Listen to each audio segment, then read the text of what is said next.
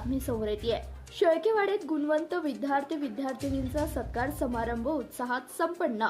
सांगोला तालुक्यातील शेळकेवाडी शिवणे येथील विविध शैक्षणिक व स्पर्धा परीक्षांमध्ये उल्लेखनीय यश संपादन करून गावाचे नाव उज्ज्वल करणाऱ्या गुणवंत विद्यार्थिनींचा भव्य सत्कार समारंभ बुधवार दिनांक 17 जून 2026 रोजी ग्रामदैवत श्री म्हसोबा मंदिरासमोर उत्साहपूर्ण वातावरणात संपन्न झालाय। ग्रामीण भागातील विद्यार्थ्यांनी जिद्द, मेहनत आणि चिकाटीच्या बळावर विविध क्षेत्रात उल्लेखनीय यश मिळवत गावाचा नावलौकिक वाढविला आहे।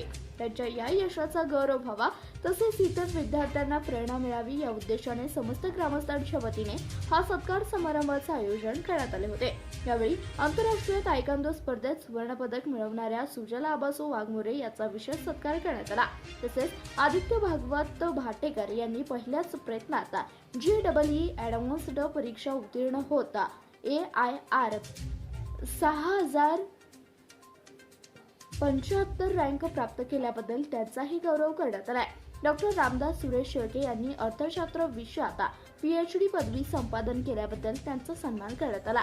शैक्षणिक क्षेत्रात उल्लेखनीय यश मिळवलेल्या कविता बिरोदेव मासाळ 10वीत 90% गुण, निशा प्रदीप भाटेकर कला शाखा 71.50% गुण, संकेत लिंगा पालवे कला शाखा 62.50% गुण, प्रथमेश जनार्दन शेळके MSCAT 96.01% गुण तसेच गौरव अभिमन्यू भाटेकर MSCAT 96% गुण यांचाही सत्कार करण्यात आला।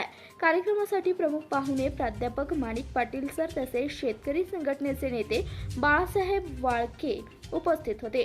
मान्यवरांच्या विद्यार्थ्यांच्या यशाचे कौतुक करत त्यांना पुढील शैक्षणिक वाटचालीच्या शुभेच्छा दिल्या।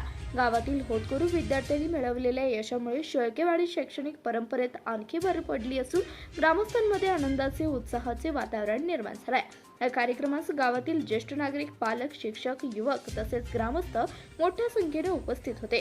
कार्यक्रमाचे सूत्रसंचालन सुप्रसिद्ध व्याख्याते प्राध्यापक कामदेव खरात सर यांनी केले तर आभार प्रदर्शन भागवत भाटेकर गुरुजी यांनी केले। कार्यक्रमाच्या शेवटी सर्व गुणवंत विद्यार्थिनींचे अभिनंदन करून त्यांच्या उज्ज्वल भवितव्यासाठी शुभेच्छा देण्यात आल्या। धन्यवाद। प्रतिनिधी अण्णासाहेब खरात, CBS न्यूज मराठी, सोलापूर।